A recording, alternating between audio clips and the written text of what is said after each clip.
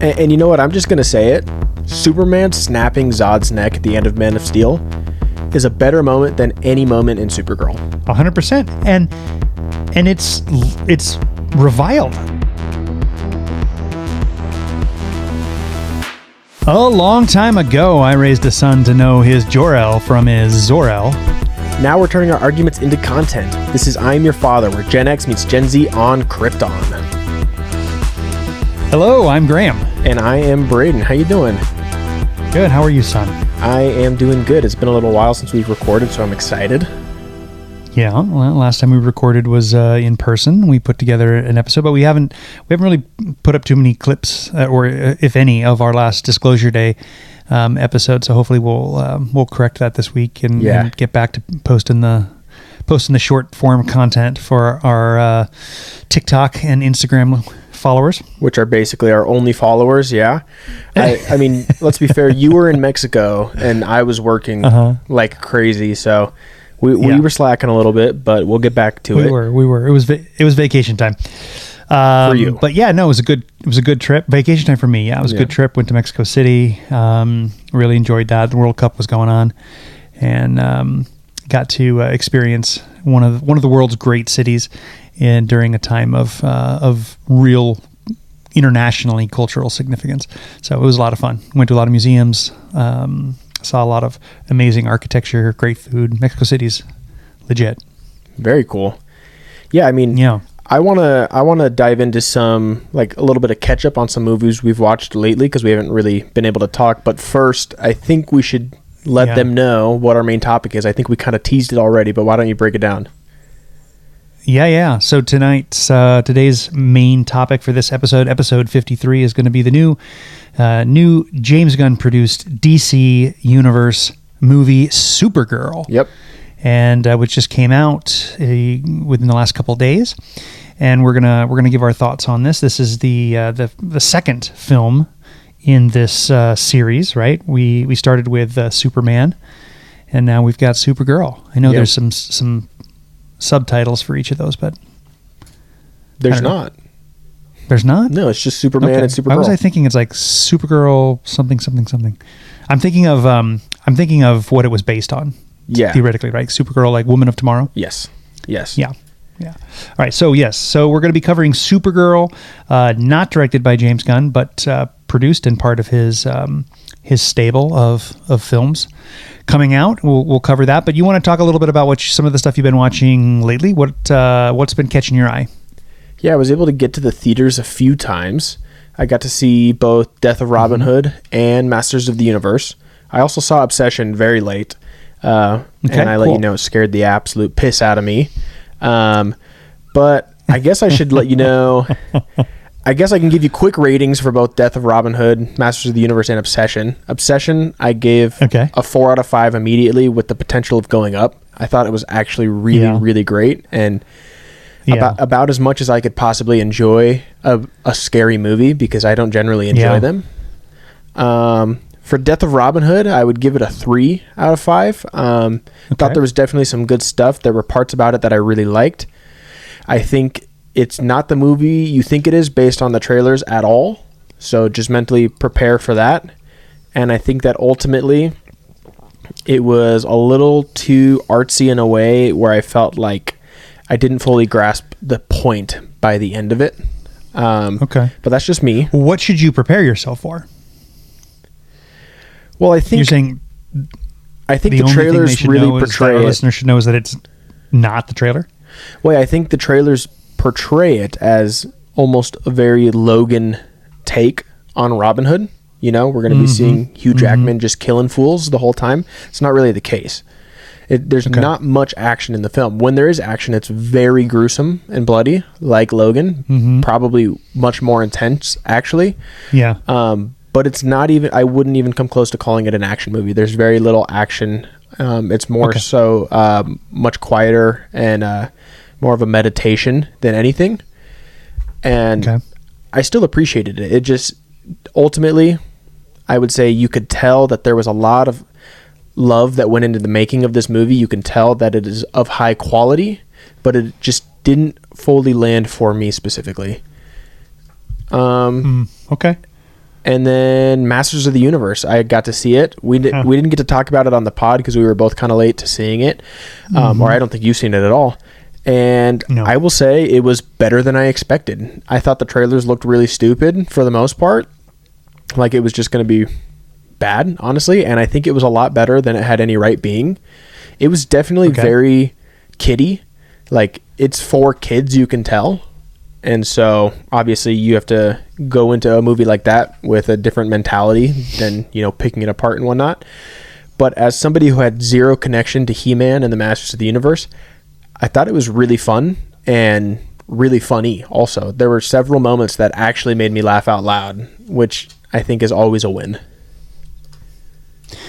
Yeah, I mean, I'm hearing that really, like, it's in on its own joke, which is helpful in a situation like this. It absolutely is.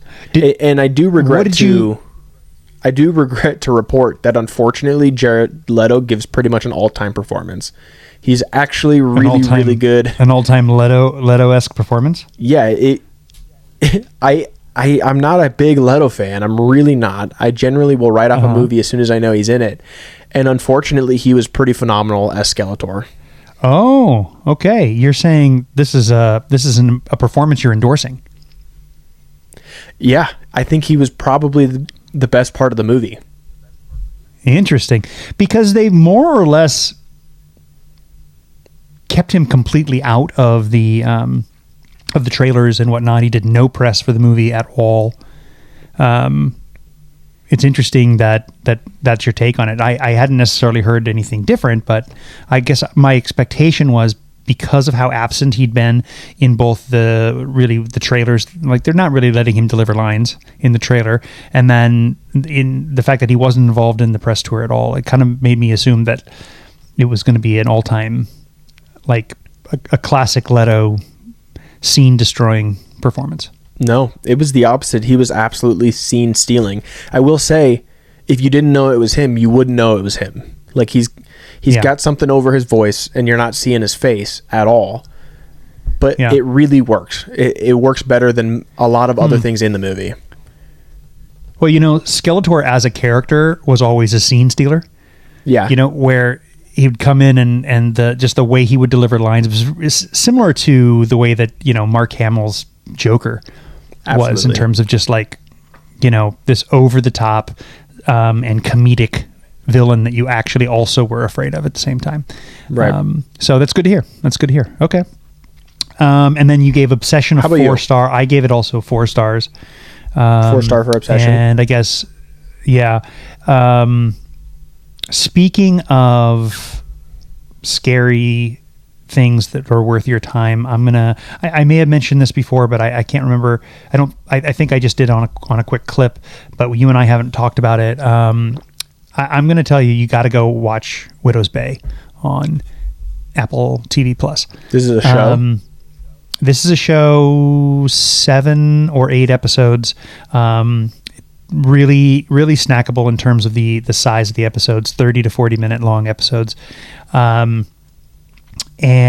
it is a really, really well done classic homage to Stephen King and other classic 80s horror.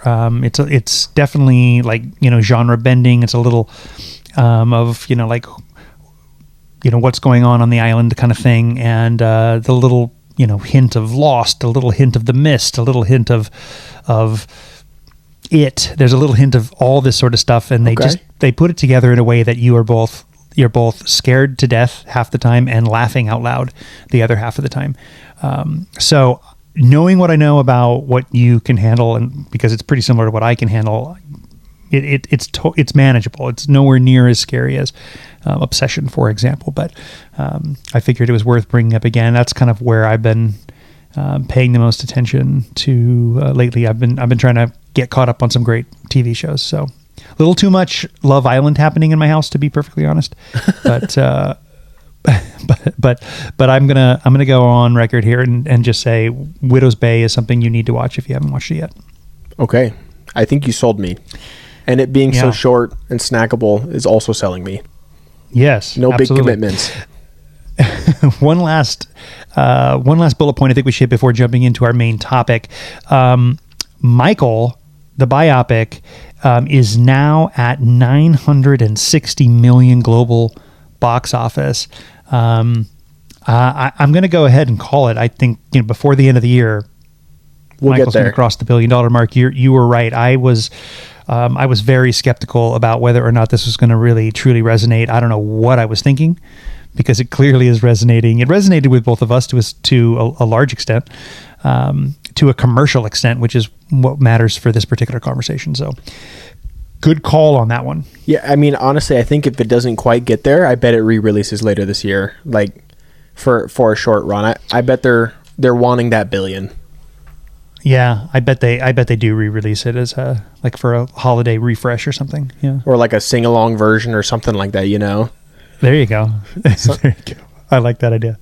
Something along those lines. I like that idea. All right. Well, should we jump into Supergirl? Yeah, let's do it. With no subtitle. Supergirl with no subtitle. Yes. All right. How do you want to do this? You want to start with our overall scores, and then we can get into some nitty gritties, or you want to wait for scores till the end? I think we can just jump in with our scores. I think as we go through some questions, it'll be pretty obvious how we feel about the movie. So why don't you hit me with your score first? Yeah, right now I'm strongly leaning to a 2-star review on Supergirl. Okay. And I am at a 2.5. Okay. Yep, that's fair. That's right around the range I expected you to be based on where I was at. So largely disappointing. Yeah, you might say I'm in the middle. Yeah. Let's see here. I call a 2 just okay. Yeah. That's my little definition for that. And that's kind of a bummer because I was hoping for more. Superman was rated quite a bit higher for both of us. Yeah, I had Superman at a 4. I think you had it at a 3.5. Yeah. So that's a bummer, right? I guess we can dive in a little bit here, but since we were just talking about Robin Hood not being what the trailer set it up to be, you didn't really say if you thought that was good or bad, but one thing you have brought up several times on the podcast is this concept of trailer fatigue, and whether or not we're seeing too much or not enough in a given trailer. What were your thoughts here in relationship to what they'd given us in advance versus what we saw on the screen? So when it comes to movies that I really care about, I will intentionally avoid second and third and fourth trailers, etc. But then there are movies that I'm just looking forward to. I'm at the theater enough that it's hard to avoid. Like, I'm not going to plug my ears and cover my eyes for every trailer that shows up. So Supergirl, I ended up seeing, I think, probably every trailer that released in theaters, which is 2 or 3. And honestly, after that, I don't feel that I really needed to see the movie. The only thing that was in the movie that wasn't really in the trailers all that much was Jason Momoa as Lobo. But all of the best action sequences were in the trailer, and I actually knew that this was going to happen because I kept saying, these trailers keep showing the same, like, 3 locations only. I feel like that's the only place we're going to be. I feel like these are the 3 standout scenes, quote-unquote standout scenes in the movie, and it turns out that I was 100% right. I felt like everything of interest in the trailer were the best parts of the movie, and even the best line was all over the marketing for the movie, and that's, he sees the good in everybody, I see the truth. Like, that's a good line, and it's all over the trailer. Yeah, I couldn't agree more. I don't know that I got anything more out of this film than what I saw in the trailers, and that's a huge disappointment because that line and all of the ad campaigns, the look out versus look up and other things like that they did, it was all really well put together. Agreed. And there was fertile ground for them to take these characters in some really exciting places, and I just don't think we got there. Yeah, it's really a bummer. I would agree with you that I'm quite disappointed. I never was as excited for this film as I was for Superman, but I was excited for this film because I do like the character Supergirl. I thought the first trailer for it got me excited enough, and I'm excited to see where the DCU is going. So I was looking forward to this, and I was ultimately pretty disappointed. I'd be willing to bet that you were rather disappointed about something specific. And okay, you're going to take a stab at it. Yeah. Let me know. CGI animals, crypto, oh god, aliens. What are we feeling here?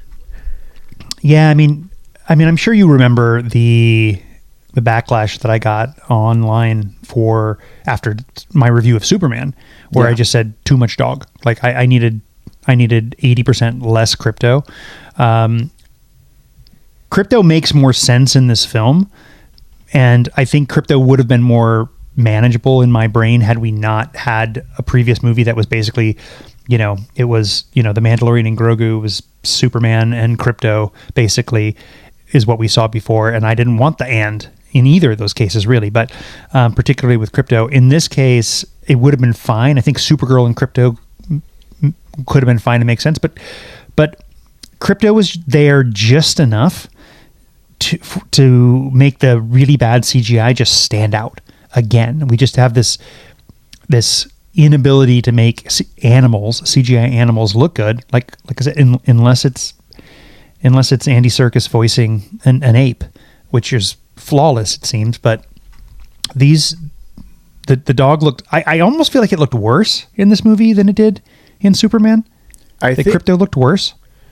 He might have. I will say, to play devil's advocate, I think there were scenes where he looked much better, specifically when he's not moving. So when, this isn't a spoiler because this is the plot of the trailers, but he's poisoned, right? That's what's driving this plot forward, is she needs to get the antidote to save crypto. The scenes where he's laying on the table, like whimpering and whatever, and we have the close-up shot of his face, and he's got, the dirt and all the stuff that your dog always has in its face, I thought those shots were very good, and very well could have just been a shot of a real dog laying down. Any other shot where he's in motion in any capacity is when it becomes immediately obvious that each of those hairs on him are CGI animated, and even more so when we get the slow-mo CGI shot of him jumping towards Krem. So yeah, I mean, not to just beat a dead horse, we struggle. We're struggling right now when it comes to our CGI animals. Yeah, it's still not good, and because crypto is such an important part of this film, it really lets it down. Now, that's the surprising thing. I mean, you mentioned crypto getting poisoned. I mean, that sidelines crypto for a good part of this movie, and so at least we're saved from that perspective, that we don't have to continue to see it over and over and over again. Right. But whenever crypto was on the screen, it was, to me, a pretty big distraction. And I want to preface, I love dogs. I just don't like fake dogs. Yeah, it's fair. I think we should rename our podcast to something along the lines of "We hate trailers and we hate CGI animals." That's right. Because that's all we talk about. Well, let's talk about something else we talk a lot about on the podcast. Is the quality of the villain. Yeah. We've got a new villain this time around. They didn't rehash somebody we've had in live action before. What were your thoughts on our big baddie for Supergirl? Yeah, Cream of the Yellow Corn. Cream, yeah. Is that what is it? Cream of Corn. Yeah, Cream of Corn. Creme of the Yellow Hills. Yeah. Here's what I'll say. What is that name? Here's what I'll say is, your bad guy killing people doesn't make him a good bad guy. Like, yes, we have him doing villainous things. He shoots the dog. He kills innocent people multiple times in this movie, which I always respect when a character will go that far. When a movie is willing to kill off people in situations where normally they'd be saved. So yes, sure. But that does not make him a good villain. He's still entirely forgettable. There's nothing about him unique. His motivations, like the characterization of him, is forgettable entirely. And I see a lot of people comparing him to villains like Malekith, the Dark Elf from Thor: The Dark World, and these other very forgettable villains who they're just bad. And beyond that, we don't really get any kind of explanation as to why. And then when you compare that to a character like Thanos, Exactly. If you compare that to a character like Thanos or Loki or even Lex Luthor in Superman, these are much, much better villains that stick with you. The performances land. Cream of Corn did not do it for me at all, really. He didn't do it for me either, and precisely for the reason that you just said, is that there was no why behind him. It was sadism for the sake of sadism, from what I can tell, right? He just shows up to rob, pillage, and steal. He's apparently kidnapping children to wife. There was this whole weird, like, borrowed subplot from Mad Max kind of feeling to me. Yeah. Even to the point where they even have like a semi Mad Max kind of resolution where one of the rescued wives, gets a death blow in toward the end. But it was really kind of shoddily put together. Like maybe the whole kidnapped wives thing, which obviously on the surface is terrible, but they put, because they give us no like backstory to that, it just is. I know they say because they want to continue the breeding for their all male race or something like that, but it's really, really surface level, and so it's hard to care about any of it, really, including him. It's hard to care about him because we have no real reason of understanding what motivates this person other than just straight out sadism. Yeah, I kind of almost feel that there's a cut of this movie that's 30 minutes longer that fleshes a lot of this out quite a bit more. And if there isn't, there should be. I mean, because I had a similar reaction to you when the guy hops out of the truck or the spaceship or whatever and is like, "Get the wives." I was like, okay, so that's what we're doing here. It just feels very random and thrown in there to kind of just be like, oh yeah, these guys, they're evil, It didn't work for me, unfortunately. I think that ultimately all of the villains in this film were very bland, very forgettable. I mean, I'm not going to remember the name Krem. I didn't. We had to look it up. And I'm not going to remember by the time we're done. Maybe I will because we were calling him Cream of Corn now. But if that's the reason I'm remembering his name, we have a problem. Yeah.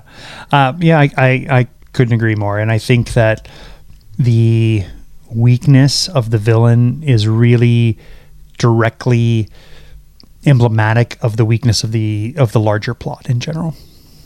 Absolutely. So speaking of the plot, then, how do you did you enjoy the plot of this movie? Do you think it serviced the character of Supergirl?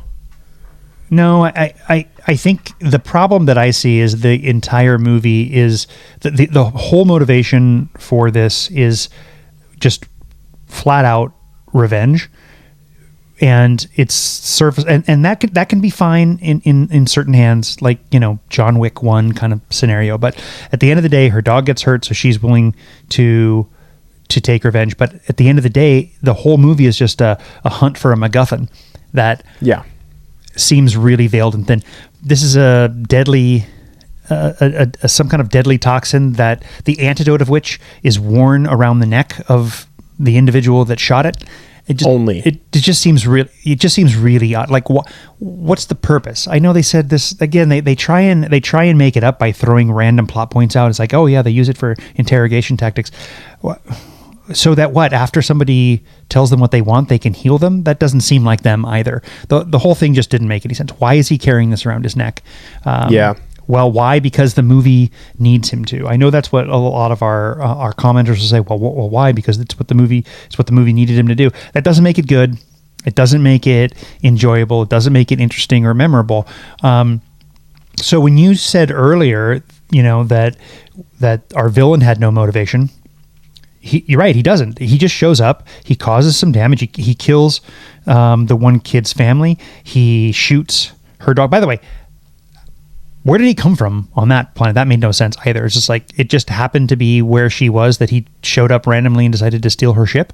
Beyond that, and shoot the dog. We're only told that she's sad about her family dying. We barely see it. We see the scenes of them dealing with the grief of losing her family, losing Crypto, potentially. Like, we see these in like very specific scenes that are like clearly written to show us that, but the in-between scenes, you don't feel it at all. In between... Kara, you mean? Both of them. Kara and I'm forgetting the girl who tags along. Like, there are scenes dedicated to showing us, okay, we're emotional about these things that are happening. But every scene in between forgets it. Then it becomes a buddy cop movie where they're just traveling through the universe having a good time. And I feel like there's tonal whiplash bouncing back and forth between, oh, we're having a good time, we're on this mission. Oh my God, I'm so sad about Krypton. I'm so sad about my family. Oh, we're back to having a good time. I'm so sad about this. Like, it was back and forth, and I was really struggling with that. Yeah, I agree. So I think the plot basically is so thin that it crumbles under its own weight all throughout the film, and it really at the end of the day is just within 10 minutes we know Kara has to hunt down this guy so she can take something off his neck. Yeah, and that's the whole thing, right? So you said it was only in a couple different locations. You're right. All they did is, chase him to one place. Oh, he escaped. Chase him to another place. Oh, he escaped. Chase him to a third place. This time he's not getting away. Right. That's the whole movie. There's nothing else happening there. We can touch on it later, but even like you said, her motivations for revenge, her theoretical character arc regarding her family dying on Krypton and her not having her people, and what that means for her. The way she reluctantly mentors this other girl, none of it really landed for me at all, because there was nothing driving our characters forward. There's nothing pushing them forward other than this really thin and sad MacGuffin of the antidote around his neck. Okay, so I agree with you, and I'm going to jump a little out of order here because this is bringing me to something else. So, okay, all of that is true. I 100% agree with everything you just said. And so then that leads me to believe that this is not the plot that I wanted. I don't necessarily think it was the plot that you wanted. If it was based off of the graphic novel, which it seems to only be loosely based on it, then maybe it would have been better. And because a lot of people are pretty disappointed how different it is. But what I was realizing as I was watching this film is the reason a lot of these things weren't landing is because of the setting of the film. I personally realized about halfway through the movie, I'm like, this is not the movie I want to see right now. I want to see Supergirl interacting with Superman on Earth. I'm interested in the relationship between Supergirl and the people on Earth. She doesn't feel like she has a home. Show us that. Show us why she doesn't feel at home on Earth with Clark. Instead, we're off on this side plot where, mind you, Superman conundrum in full force. 80% of this movie, she's not even powered. And I personally didn't find the character interesting enough on her own to make that compelling to me. So the whole time, like when we are flashing back to her on Earth, those were the most interesting parts of the movie to me. Every time that happened, I was like, this is where I want to be right now. Not there. I agree. I have a similar argument toward what I wanted this film to be, toward what the way a lot of people have argued about what they've wanted the last few Spider-Man movies to be. And what theoretically we're supposedly getting in this next one, a street level Spider-Man, right? Yeah. I kind of wanted a street level Supergirl. Like, I wanted this instead of her. I mean, I get the red sun, yellow sun physics. She can't get drunk elsewhere, but it would have been more interesting to me had it been like Supergirl on a bender in New Orleans, far away from Metropolis, getting caught up in some craziness and trying to minimize the damage that she's doing to this city before her cousin finds out, that this Kryptonian alien is wreaking havoc in some American party city or something. But there's her taking on the mob or something along the line. You know what? I don't know. That's what's something along those lines would have been significantly more interesting. Because then also, now it feels like a natural continuation from Superman, where the world was dealing with a Kryptonian who they, for part of the movie, believed was sent there to rule them, right? But now, let's interact with a Kryptonian that doesn't have the heart of Clark Kent, right? Let's interact with a Kryptonian who is a little more, willing to get their hands dirty, willing to put people down, like, that's interesting. And then there might even be a little bit of conflict there, or then mentoring between Superman, the younger cousin, mentoring the older cousin Supergirl, showing her what it is to be a Kryptonian on Earth, like a god among men. That's interesting to me. Well, and I think it even could have been just bookended with Clark. Like we see him at the beginning. No, agreed. He sets it up. Then it comes to the conclusion, when she's had her actual arc as a character.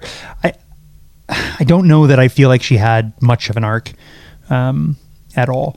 You brought up my Superman conundrum scenario, and I think it's worth noting too that's one of the things that bugged me about this too. Like, the way that they're dealing with it is to basically make the ability for Kryptonians to lose their power just kind of ubiquitous. You know, like there's two Kryptonians that they know of. We haven't got into the whole Zod thing in this universe yet. We haven't got into that, right? But as far as this world knows, there's two Kryptonians. Their weakness shouldn't be like known throughout the galaxy, right? Where is this guy handcrafting these Kryptonian darts so that he can put her down? Like, he doesn't know who she is, where she, like, that doesn't make any sense. She even says at one point that he lured her to that planet knowing that the green sun would take her powers away. Right. Did he? Really? Where did he learn this? Yeah, like, when did he set up his stronghold on a Kryptonian resistant planet with only two in the whole universe? They've solved the Superman conundrum by making a kryptonite generic and Kleenex, and I found it really kind of boring to me. So, additionally, maybe this is ignorant to the comics. I don't really care. The Superman I grew up with was constantly in space, constantly on alien planets, and constantly still powered up. Sometimes coming across stronger beings, yes, because but this made it seem like, you know, our Earth was one of 3 planets in the entire universe with the yellow sun. Like, she might as well be Joe Schmo in 99.99% of the universe. Yeah. Well, you be careful. Our comic book friends are going to come for you, but I have no idea. I totally agree with you, though. I think that, like I said, it made it seem like if you were a bad guy and you weren't carrying around kryptonite, you were just stupid. You know, like, you got to have it on you because you never know when you might run into one of the two Kryptonians. Yeah. No, absolutely.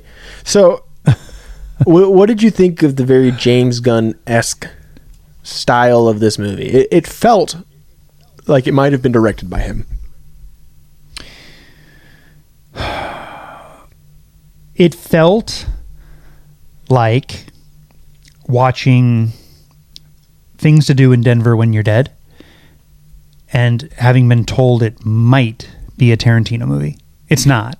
It's just an imitation. Right. You know, when I want to listen to Pearl Jam, I listen to Pearl Jam. I don't put Creed on. That's what this felt like to me. This felt like someone who was doing their very best James Gunn imitation. Yeah. And it just wasn't. It just wasn't. It wasn't anywhere near as good. It lacked a certain self-awareness that James Gunn really knows how to exploit in his favor. It every time it did a classic sort of James Gunn needle drop, it just fell a little short to me. Every time it tried to lean into that, I was constantly reminded that we were getting the generic version and not the name brand version. So yeah. I think that this guy was trying. Listen, and I've liked several of his movies in the past, but to me it seemed like this was him doing his best James Gunn impersonation, and I could tell it was an impersonator. It wasn't the real thing. Yeah, I agree with you. And you mentioned the needle drops. I have to say, I mean, it's definitely become a huge part of James Gunn's style, right? The needle drops, and he always delivers. He's not hitting every single one, but he's definitely hitting plenty, and plenty of them work really well. And I think our most recent example of Punk Rocker at the end of Superman was a very effective needle drop that also played a great part in the story, right? Even if you look at the whole Peacemaker series, like every season of that throughout, even if it's just the opening credits, but throughout that, James Gunn manages to give us some killer needle drops throughout that just work perfect for the moment. He's really good at it. There's plenty of it. I mean, he didn't invent it, but there's plenty of directors who don't do it anywhere near as good as he does, as well as he does. And I have to say, I don't know that there was a needle drop in this movie that I thought was good. And there might actually be.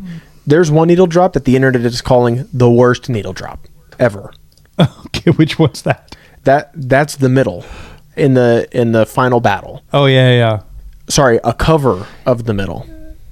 A cover of the middle. I didn't love that cover. It was a tough needle drop. You're absolutely right. There were okay needle drops, but none of them. I think you said it perfectly. The whole time, it just felt like it was a cheap imitation. It was like they were trying to do the thing, and none of it was landing for me. Not one needle drop do I think added to this movie.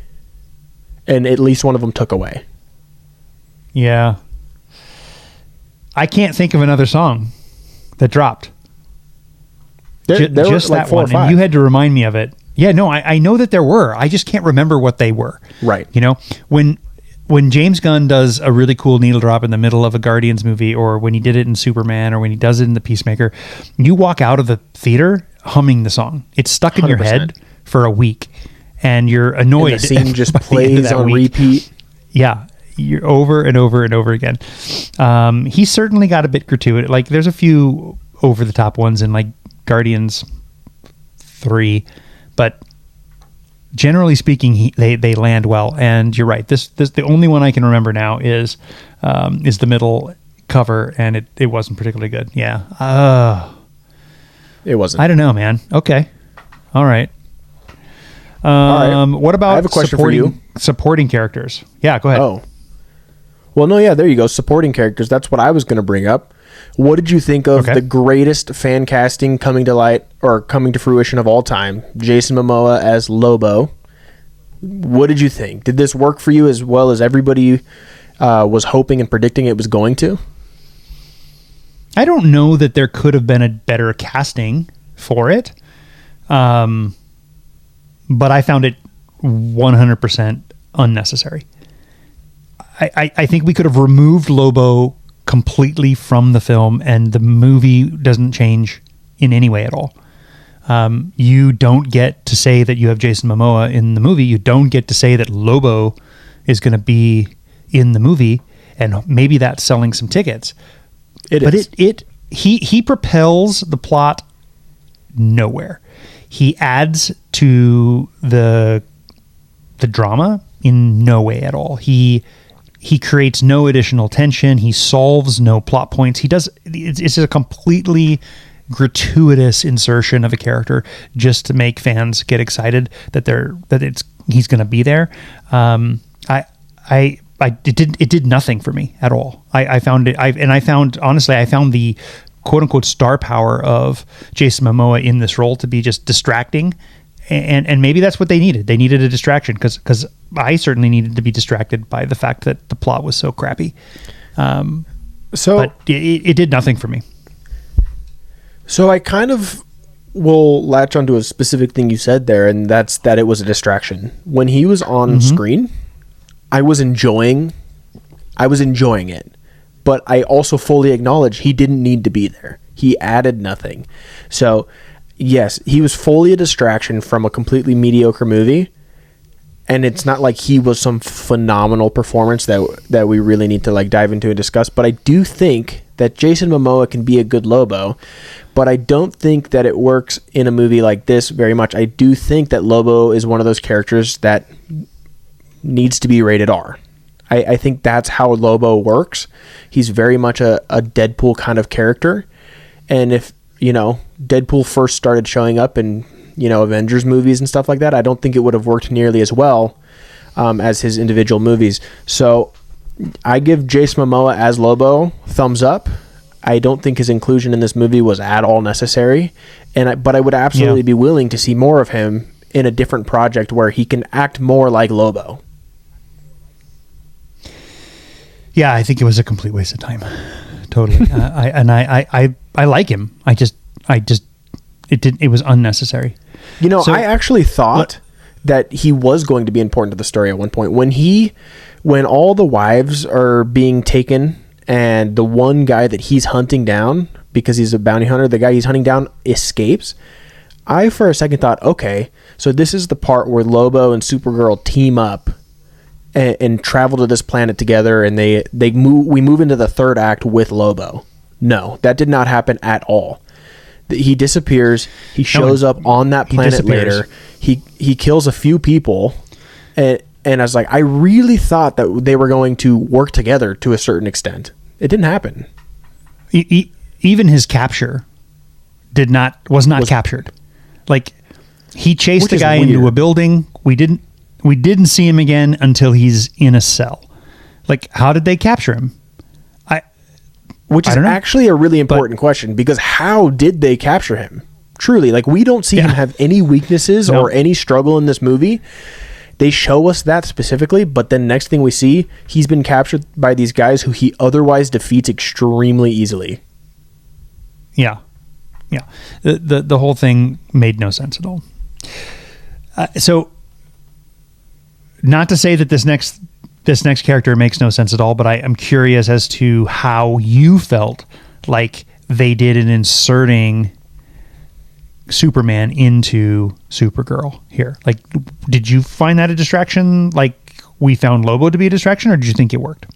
No, I think it worked way better. And like I said earlier, those were the parts of the movie that worked for me the most, honestly.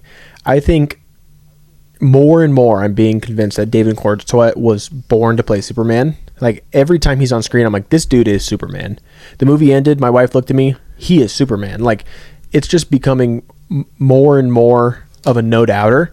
Yeah. More and more obvious. So I actually really liked his moments in the movie. I think the mentorship, the relationship, and the dynamic that Kara and Clark have is very interesting. I think that's the most interesting dynamic in this movie, actually, even though we don't get to see too much of it. And so I wish there had been almost more of it, but I understand why there wasn't. So I'll say the moments where he was on screen, I was really enjoying it. How about you? Well, yeah, I mean, I didn't have an issue with him at all. I think he works. I think that they could have used him in even better ways. Kara identifies a number of times that she has no people, except that that's not true. She has him. Right. Not only is he Kryptonian, but he's her literal cousin. Yeah. And so I would think that it would make sense in some way for her to, like, latch onto him. That if him being in some kind of peril is what drove the plot, because he's her only connection to her past, and that would have really motivated her to go kick some ass or something along those lines. Like, that would have made some sense. I just think, like, I think they squandered the opportunities to really give us a good plot around their relationship.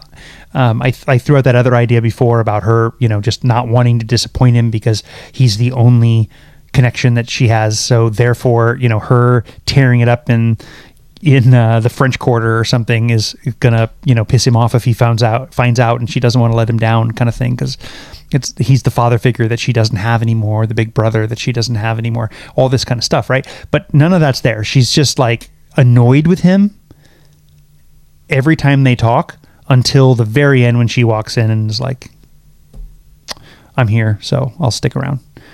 So I liked him. I think he's really good. I think that they underutilized the opportunities in that relationship. Yeah, I can totally agree with that. I agree with everything you just said.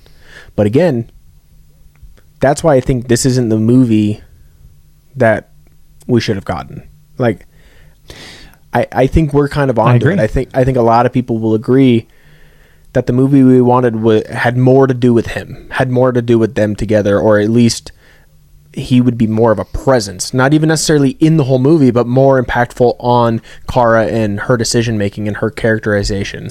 Yeah, at a minimum, a motivation for her. It doesn't need to be his story. It doesn't need to be a buddy cop movie. It can still be her movie and her story, but their relationship, I think, is much more interesting and powerful than her relationship with her dog. And I know that people are going to be pissed at me for saying that, but her relationship with her cousin means more than her relationship with her dog. I don't care that the dog came from Krypton. I think that would have been a much more interesting him in peril versus Krypto in peril makes much more sense to me. Yeah, totally fair. Well, so we talk about how he should have been a motivation to her, how how you think it would have been interesting had her motivation been not wanting to disappoint her cousin. Right. So with that in mind, how did you like the ending, the resolution of the movie? And this will be spoiler territory, so if you don't want to hear any spoilers for Supergirl, click off. We'll give you like 3, 2, 1. Okay, now. So, cream of the corn, she ultimately convinces the little girl, I'm forgetting her name, to not take revenge. She shouldn't. It could ruin her. She has a pure heart. Supergirl then turns around, kills him. Says, that's for what you did to her and what you did to my dog. What do you think?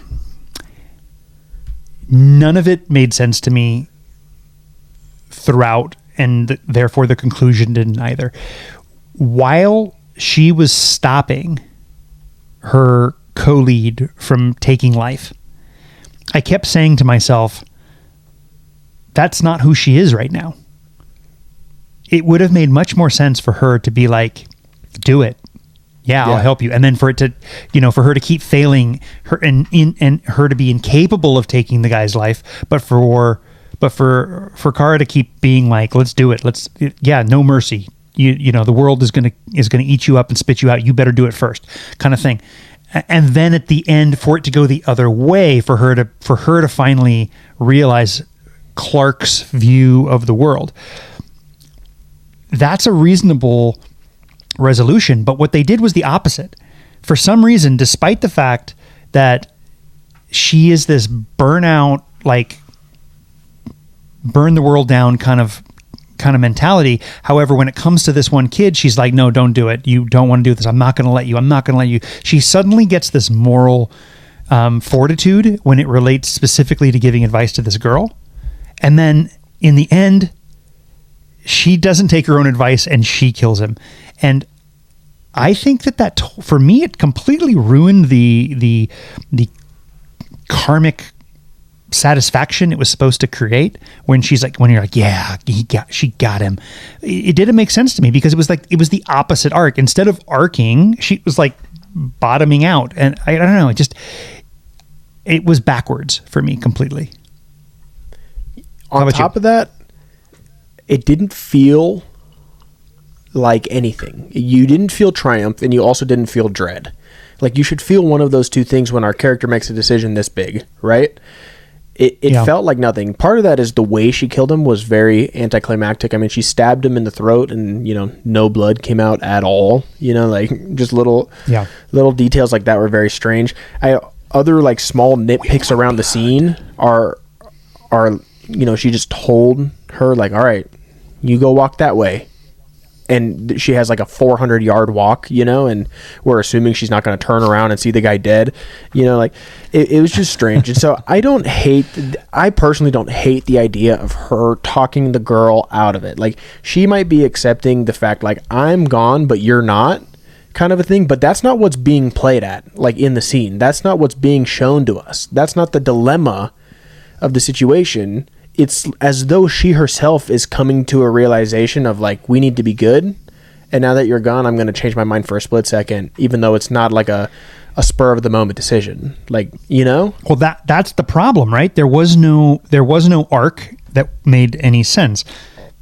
Because what she consistently said throughout the film is don't do it, don't do it, don't do it, don't do it. And in the climax of the film, she says, don't do it. She doesn't change. She doesn't change her mind. She gives her the exact same advice and she convinces her to not do it. And then she does it herself. It's backwards. It could have easily and much more, I think, impactively been do it. Get to the climax. No, don't do it. I was wrong. Right now we're seeing the character evolve and change. Or the other way. Don't do it. She gets to the end. She thinks Krypto's dead. All right, do it. And then we move on to the very end of the movie, her interacting with Clark, having done something that she knows like he will not approve of at all. And now we're going into the future of this series, now knowing like they're not on the same page. This is an interesting direction to go. Like, are they going to butt heads? Are they going to get along? Like, I think it just creates much more of an interesting story to tell either way. But they didn't do either. And yet none of that's addressed. None of that's addressed. She does it, and then after doing it, she has this quiet realization that she's going to go back to Earth and chill there and going to go hang out with Clark, as if she just like finally lived up to his expectations, except she didn't. It was the opposite. So yeah, I the final decision, as it were, her final decision, to me made zero sense at all. Okay, so then at least the way it was set up. Yeah, I agree with you. Do this for me. Okay, so in 60 seconds or less. Okay. In 60 seconds or less, tell me why Superman works and Supergirl doesn't. So, okay. Superman works because of really great pacing, solid motivations from supporting characters, a very clearly defined hero, a villain whose motivations also are clearly defined and you understand where he's coming from despite disagreeing with him. And if I didn't already say this, it's paced kind of perfectly throughout the film, so you never really find yourself going back and asking questions. It keeps propelling to the next plot point, to the next plot point, to the next plot point. The stakes feel real, without feeling contrived. Supergirl, the stakes feel contrived. There's no plot to drive it. I don't feel an emotional connection to any of the characters, including the hero or villain, and the pacing is sporadic, to say the least. Okay, I agree with everything you just said. No, I 100% agree, and I think that's why I will be rewatching Superman for the foreseeable future, and I don't really feel the desire to rewatch Supergirl. And you know, as a comic book fan, a comic book genre fan, I should say, at least, because it's been a little while since I've actually sat down and read a comic book. I need to get back on that. But as a fan of this genre, you're a comic book movie fan. Yeah, for sure. As a fan of this genre, oftentimes I will see what is not a good superhero movie, like let's say Black Adam or Doctor Strange in the Multiverse of Madness. These are two movies that I would consider not good comic book movies. Right. But there are at least standout scenes that I'm like, I want to go back and watch that. That was cool. Like, I'm at least thinking about that part. There's not anything like that in this movie. There's not a single scene in this movie that I would even want to watch on YouTube. I agree. The best comparative that I can give is that I would rewatch The Flash before I rewatch this movie. I would too, 100%. Like, that was a painfully flawed film. Yeah. But there were some good moments. There were times when I laughed out loud. Yeah. There were some cool, like, oh damn kind of moments as well throughout. Do I think it was a good movie? No, it's one of the worst comic book movies, but it had some highs that were there.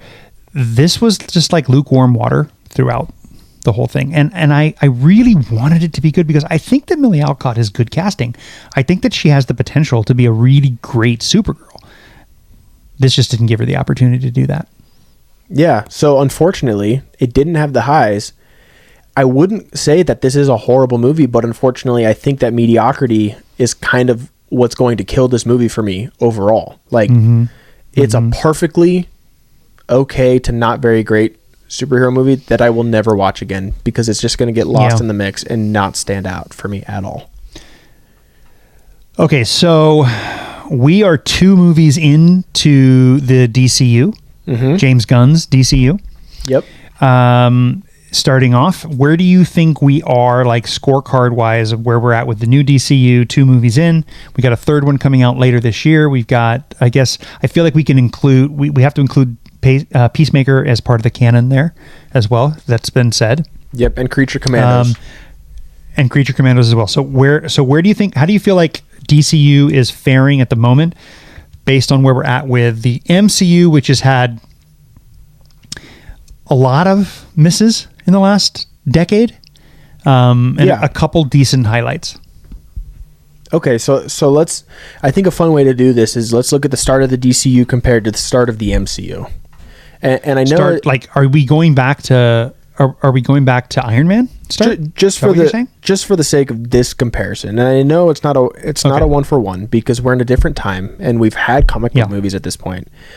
But if we're comparing the beginning of the DCU to the beginning of the MCU, I'd say we're pretty much on par. I think I would similarly rate Superman to Iron Man, and I would similarly rate Supergirl to the Incredible Hulk. I think so far, that's about where we're at. Okay? So in order to keep pace, the next DC movie is going to also not be super great in Iron Man 2. You know, it'll be good, but not great at all. And then we'll start to pick up the pace a little bit. And the next one we have is in fact a Superman 2, more or less, right? Yes. No, we have Clayface first. We have Clayface in between, but I think overall, all this talk of the DCU's dead before it got to live, I think that's ridiculous. I think we're going to continue to get projects. Some of them aren't going to land. Some of them are going to be great. That's what I think it's going to be. Compared to recent Marvel, I still think we're doing okay. I mean, this movie is not my favorite at all, but there have been plenty of Marvel movies that I would throw in a similar category to Supergirl. So I personally am still very much looking forward to the future of the DCU. I mean, does the gun jam? Maybe a little bit, you know, or it's shooting blanks at least every now and then. But I still trust it to hit the target every now and then. The gun with two ends? Yeah, the gun with two ends, yeah. Yeah. That's interesting. I feel like you're being generous. I think we can't have this conversation without noting that this is the DCU take two. Yeah. And they already came out the gate with what you and I thought was a strong first movie and eventually squandered. I mean, there are definitely higher highs in the scrapped DCU or DCEU. I can't remember now how we're organizing these acronyms, but there's some higher highs. You know, like I would take Wonder Woman over this in a heartbeat. Yeah, me too. Wonder Woman's a significantly better movie than Supergirl. I think what I kind of wish that they would do, and what seems to me like what DC does best, is standalone pictures that don't try and interconnect with other things, that just are what they are. Give a single auteur complete autonomy to make a really great DC superhero movie or DC villain movie, and don't make it have to sit in other things. Well, I guess let's see how the Clayface turns out, right? Yeah, I'm hoping that's the case. I mean, we both agree that the Batman worked really, really well. Yeah. If they were trying to tie that back to other things, it would, within the movie itself, it would really bug me. Now, obviously they tied into it by adding the Penguin series, but they didn't try. That movie did not require you to be thinking at any point, you know, which actor might turn the corner, which character is going to get their own spin-off later on. Like none of that. And that, I think, is what works for DC and has worked, and why so many of our favorite superhero movies of all time are DC superhero movies. They're just not part of an extended universe in any way. Yeah. I don't know. And you know what? I'm just going to say it. Superman snapping Zod's neck at the end of Man of Steel is a better moment than any moment in Supergirl. 100%. And it's reviled. Like exactly. That's my point. No. Yeah. I'm getting that word backwards. People hate that moment. Yeah, absolutely. And that's my point. I hated moment. I don't better hate than that moment, but yeah. I agree. So we're off. Your answer to that question though was, we're off to a fine start. Don't overreact is kind of what you're saying. Well, I'm saying don't call it dead. I mean, Superman was good. Superman was really good.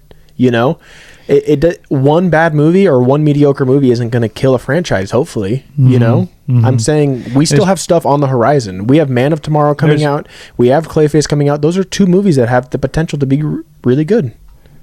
There's plenty of quote unquote respectable critics and podcasters out there. We're not respectable, but there's plenty of respectable ones that are not just saying that this is like a sign that the DCU is dead, but just they're using this as further fuel to the idea that comic book movies are dead in general.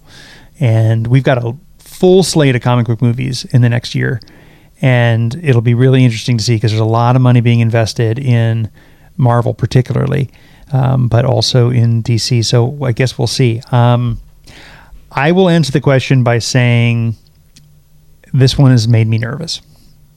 Yeah. If the DCU headed by James Gunn was James Gunn movies, then I would feel better about this. If it was truly every movie is going to be its own thing, so I'm going to bring in some great directors to do their thing, I'd feel better about it. I don't want another James Gunn ripoff, not directed by James Gunn. I think that was a fail. Couldn't have said it better. Okay, well, so 2 stars from me, 2.5 stars from Braden for Supergirl. We've ranked, we've debated, we disagreed, though not about who shot first. It's all just another day in the galaxy.